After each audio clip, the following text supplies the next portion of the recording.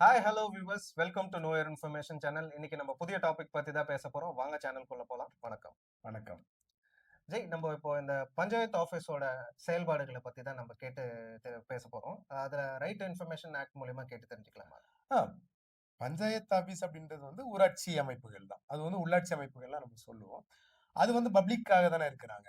அதனால அவங்க கிட்ட இருந்து அவங்களுடைய செயல்பாடுகள பத்தி நம்ம தகவல் அறியும் உரிமை சட்டத்துல தெளிவாவே கேட்டு வாங்கிக்கலாம். அதுல அவங்க என்னென்ன பண்றாங்க, என்னென்ன செய்றாங்க அப்படின்றத நம்ம தெளிவா கேட்டு தெரிஞ்சுக்கலாம். இப்ப பாத்துட்டீங்கன்னா, பஞ்சாயத்துக்கு உட்பட்ட பகுதிகள்ல பாத்துட்டீங்கன்னா, கிராம சபை கூட்டம் நடக்கும்.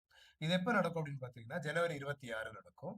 அதுக்கப்புறம் ஆகஸ்ட் 15 நடக்கும். மே 1 நடக்கும். அக்டோபர் 2 இந்த காலகட்டங்கள்ல நடக்கும். இது போக அரசின் உத்தரவின் பேர்ல சிறப்பு கிராம சபை கூட்டங்களும் நடக்கும். இந்த கிராம சபை கூட்டத்தினுடைய செயல்பாடுகள பத்தி நம்ம கேட்டு தெரிஞ்சுக்கலாம். இந்த கிராம சபையினுடைய சிறப்பு என்னன்னு பாத்துட்டீங்கன்னா, நீங்க ஜனவரி ஜனவரி 26 கிராம சபை கூட்டத்துல ஒரு தீர்மானம் நிறைவேற்றப்பட்டால், அந்த தீர்மானம் அடுத்த கிராம சபை கூட்டம் இருக்கு இல்லையா? மே 1க்கு முன்னாடி அந்த தீர்மானம் நிறைவேற்றப்பட்டிருக்க வேண்டும். அப்போ இது மாதிரியான தகவல்கள நீங்க தகவல் அறியும் உரிமை சட்டத்துல கேட்கலாம். அந்த கிராம சபை கூட்டத்துல என்னென்ன தீர்மானங்கள் நிறைவேற்றப்பட்டது? தீர்மானம் நிறைவேற்றப்பட்ட தீர்மானங்கள்ல எது எதெல்லாம் செயல்படுத்தப்பட்டிருக்கு? எதெல்லாம் செயல்படுத்தப்படல? எத்தனை கோரிக்கை மனுக்கள் கிராம சபை கூட்டத்துல அ பெறப்பட்டது? அதற்கு தீர்க்கப்பட்ட நடவடிக்கைகள் என்னென்ன அப்படின்றதையும் நீங்க தகவல் அறியும் உரிமை சட்டத்துல தாராளமா கேட்டுக்கலாம். இதுல முக்கியமான விஷயம் என்ன அப்படின்னா, கிராம சபை கூட்டம் அப்படின்னா, எல்லா டிபார்ட்மெண்ட்ல இருந்தும் அந்த இடத்துக்கு ஆளு வருவாங்க. அத சிம்பிளா சொல்லணும் அப்படின்னு பாத்துட்டீங்கன்னா, ஒரு கிராம சட்டமன்றம் தான். அங்க எல்லா ஆபீசர்ஸும் வருவாங்க. மக்களுடைய குறைகள், மக்களுடைய கோரிக்கைகள், மக்களுடைய பிரச்சனைகள் அங்க டிஸ்கஸ் பண்ணி, அது ப்ராப்பரா தீர்மானம் நிறைவேற்றப்பட்டு, அ வட்டாட்சியர் அலுவலகத்துக்கும், வட்டார வளர்ச்சி அலுவலகத்துக்கும், மாவட்ட ஆட்சியர் அலுவலகத்துக்கும் குடுக்கணும். ஆனா நெறைய கிராமங்கள்ல, ஊராட்சிகள்ல இந்த கிராம சபை கூட்டம் ப்ராப்பரா நடக்கிறது இல்ல. ஏன்னா, மக்களுக்கு அதுல ஈடுபாடுகள் ரொம்ப கம்மியா இருக்கிறதுனால. இப்போ பஞ்சாயத்து ஆஃபீஸ்ல இந்த வரவு செலவுகள்லாம் இருக்கு இல்லையா? அத அதெல்லாம் நம்ம ரைட் டு இன்ஃபர்மேஷன் ஆக்ட் கீழ கேட்டு தெரிஞ்சுக்கலாமா? தெரிஞ்சுக்கலாமா? கிடையாது. கண்டிப்பா தெரிஞ்சுக்கணும். அந்த ஊராட்சிகள்ல என்ன நடக்குது அப்படின்றத நம்ம கண்டிப்பா தெரிஞ்சுக்கணும். ஏன்னா, அங்க இந்த மாரிப்பட்ட இதுல தான் ஊழல்கள் தலைவிரிச்சு ஆடும். இப்ப நம்ம நெறைய பார்க்கிறோம். பேப்பர்ல எல்லாம் பார்க்கிறோம்.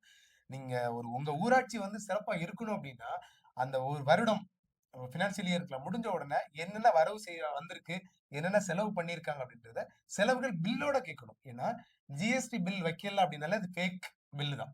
ஓகேவா? அப்போ நீங்க கரெக்ட்டா ஜிஎஸ்டி பில் இருக்கு அப்படின்றத நீங்க தாராளமா கேட்கலாம். அதுக்கு அந்த ஊராட்சியில இருக்கக்கூடிய ஒவ்வொரு குடிமகனுக்கும் முழு உரிமை இருக்கு. இப்போ பஞ்சாயத்து ஆஃபீஸ்ல மக்களுக்காக என்னென்ன திட்டம் செயல்பாட்டுல இருக்குன்னு நம்ம கேட்டு தெரிஞ்சுக்கலாமா? இது ஒவ்வொரு ஊராட்சிகளுக்குமே வேறுபடும். ஏன்னா அது ஏரியா டிஸ்ட்ரிக்ட்க்கு டிஸ்ட்ரிக்ட் லொகேஷனுக்கு தகுந்தாலும் மாறுபடும்.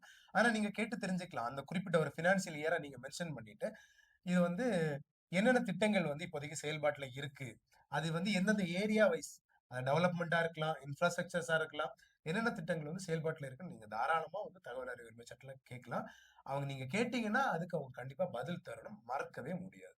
அதே மாரி இப்போ திட்டங்கள்லாம் நிறைவேற்றப்பட்டதுன்னு வச்சுக்கோங்களேன். அதுல செயல்பாடுகள் ஏதாவது குறைகள் இருந்தாலோ, ஆ இல்ல ஏதாவது இஷ்யூஸ் இருந்தாலோ, அத பத்தி நம்போ ரைட் டு இன்ஃபர்மேஷன் ஆக்ட் கீழ நம்ம கம்ப்ளைண்ட் பண்ணலாமா? பெரும்பாலும் நிறைகள் கம்மியா தான் இருக்கும். குறைகள் தான் அதிகமா இருக்கும்.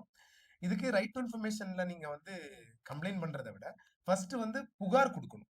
இப்ப ஒரு ரோடு போட்டிருக்காங்க. ரோடு சரியில்லன்னா, சும்மா போய் ஒரு செல்ஃபி எடுத்து இந்த மாரி ரோட பாருங்கங்க அப்படின்னு போட்டீங்கன்னா, அத யாரும் செட்டப் பண்ண மாட்டாங்க. நீங்க என்ன பண்ணணும்னா, வட்டார வளர்ச்சி அலுவலகத்துல அங்க பிடிஓ, பிளாக் டெவலப்மென்ட் ஆபிசர் அப்படின்னு இருப்பாங்க. அவங்க வட்டார வளர்ச்சி அலுவலர். அவங்க கிட்ட எழுத்துப்பூர்வமா நீங்க புகார் குடுக்கணும். இந்த இந்த அதாவது இந்த தெருவுல இருந்து இந்த தெருவுக்கு இடையில ரோடு போட்டிருக்காங்க. இது சரியா ரோடு போடல அப்படின்னா ஒரு புகார் குடுக்கணும். அது நீங்க குடுத்து அவங்க நடவடிக்கை எடுக்கலன்னா, மாவட்ட ஆட்சியர் அலுவலகத்துக்கு புகார் குடுக்கணும். இவங்க 2 பேரும் என்ன நடவடிக்கை எடுத்திருக்காங்க அப்படின்னா, தகவல் அறியும் உரிமை சட்டத்துல நீங்க கேட்டுக்கலாம். ஓகே. புரியுது. ஓகேவா? சோ அந்த மாதிரி கேட்டீங்கன்னா, உங்களுக்கு ப்ராப்பரான எக்ஸ்ப்ளனேஷன் வரும். இந்த மாதிரி எல்லாரும் கேட்க ஆரம்பிச்சுட்டாங்கன்னா, எல்லா ரோடுமே ஒழுங்கா போடவும் ஆரம்பிச்சுருவாங்க. ரைட். நீங்க இப்ப ரோடுன்னு சொன்ன உடனே தான் எனக்கு அடுத்த கேள்வி கேட்கணும்னு தோணுது. இப்போ மழைக்காலம் இல்லையா? மழைக்காலத்துல நெறைய ரோட்ல பார்த்தீங்கன்னா, ஒரே ஃப்ளட்டா போயிட்டே இருக்கு.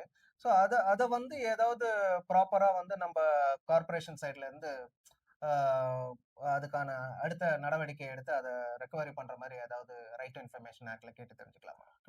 என்ன அப்படின்னா, மழைக்காலத்துல தண்ணி அந்த இடத்துல தங்கும் அப்படின்றது எல்லா அதிகாரிகளுக்கும் தெரியும்.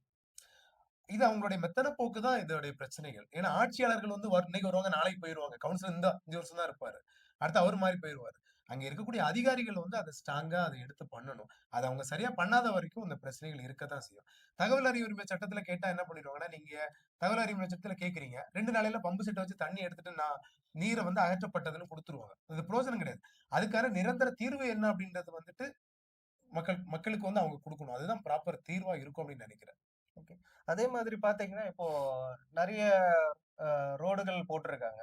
ரோடு போட்ட இடம்லாம் வந்து மழைக்கு அதுவும் ஃபுல்லா பேத்துக்கிட்டு வந்துருச்சு. ஸோ இதெல்லாம் வந்து நம்ம ரைட் டு இன்ஃபர்மேஷன் ஆக்ட் மூலியமா நம்ம ஆ கேட்டு தெரிஞ்சுக்கலாமா? இது வந்து கரெக்ட்டான கொஸ்டின். இப்போ ஒரு ஊராட்சியில அந்த ரோடு போட்டிருக்காங்க. ரோடு போட்டு 6 மாசமோ, 3 மாசமோ கூட ஆகல. ஆனா வந்து ரோடு டேமேஜ் ஆயிடுச்சு அப்படின்னா, நீங்க ஆர்டிஏல கண்டிப்பா கேட்கலாம். எப்படி கேட்கணும்னா, நீங்க இந்த ரோடு வந்து போட்டு எத்தன மாசம் ஆச்சு? இது வந்து இப்போதைய அதோடைய குவாலிட்டி என்ன இருக்கு? கரெக்ட்டா இருக்கா? டேமேஜ் ஆயிருக்கா? டேமேஜ் ஆயிருக்குன்னா, அந்த குறிப்பிட்ட அதாவது கான்ட்ராக்டர் சொல்லுவாங்க இல்லையா? அவங்க மேல நீங்க என்ன நடவடிக்கை எடுத்திருக்கீங்க? அததான் கண்டிப்பா கேட்கணும். இந்த மாரி டேமேஜ் ஆச்சுன்னா, அந்த கான்ட்ராக்டர் மேல வந்து கண்டிப்பா அவங்க நடவடிக்கை எடுக்கணும். அவர பிளாக் லிஸ்ட்ல வைக்கணும். அத செய்ய மாட்டாங்க. ஏன்னா கமிஷன் இவங்க வாங்குவாங்க இல்லையா? அதனால செய்ய மாட்டாங்க. இத நீங்க ஆர்டிஏல கேட்டு கண்டிப்பா தெரிஞ்சுக்கலாம். அப்படி நீங்க கேட்க ஆரம்பிச்சிட்டீங்கனாலே, ரோடு ஒழுங்கா போட ஆரம்பிச்சுருவாங்க. ப்ராப்ளம் சால்வ் ஆயிரும். ஓகே. அதே மாரி பார்த்தீங்கன்னா, நான் ஒரு சில இடத்துல பார்த்தீங்கன்னு வச்சுக்கோங்களேன், கான்கிரீட் ரோடு இருக்கு. ஒரு சில இடத்துல தார் ரோடு இருக்கு. ஸோ இதுக்கான ப்ரொசீஜர்ஸ் வந்து இப்போ நான் இந்த தெருவுக்கு வந்து கான்கிரீட் ரோடு வேணும் அப்படின்னு சொல்லிட்டு நம்போ கேட்டு ஆர்டிஐ மூலியமா கேட்டு நம்போ செயல்படுத்தலாமா? ஆர்டி மூலம் நம்ம கேட்க முடியாது. இப்ப இந்த இடத்துல கான்கிரீட் ரோடு வேணும் அப்படின்னா, தொடர்ந்து இந்த மாரி இந்த ரோடு போட்டாலும் அந்த இடம் சேதமா இருக்கு. அதனால இந்த இடத்துக்கு வந்து பள்ளமா இருக்கு. நீர் தேங்குது. அதனால வந்து கான்கிரீட் ரோடு வேணும் அப்படின்னா, நீங்க உங்களுடைய கோரிக்கைய தான் வைக்க முடியும். ஓகே. அது கிராம சபை கூட்டத்துல வந்துட்டு நீங்க உங்க அந்த அந்த பகுதியில அந்த தெருவுல இருக்கக்கூடிய அத்தனை பேரும் நீங்க மனு எழுதி அதுல கையெழுத்து போட்டு எங்களுக்கு இந்த இடத்துல கான்கிரீட் ரோடு வேணும் அப்படின்னு நீங்க ரிக்வெஸ்ட் குடுக்கணும். அத அவங்க பரிசீலனை பண்ணி அடுத்த கிராம சபை கூட்டத்துக்கு முன்னாடி உங்களுக்கு பதில் தரணும்.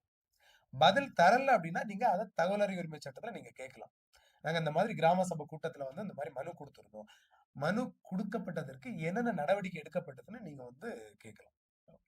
அப்படிதான் கேட்க முடியுமே தவிர, டைரக்ட்டா எல்லாத்துக்குமே வந்து ஆர்டிஓ வந்து சொல்யூஷனா இருக்காது. ஒரு புகாரின் அடிப்படையில நடவடிக்கை எடுக்கல அப்படின்னா ஆர்டிஐ. அது கரெக்ட்டா இருக்கும்.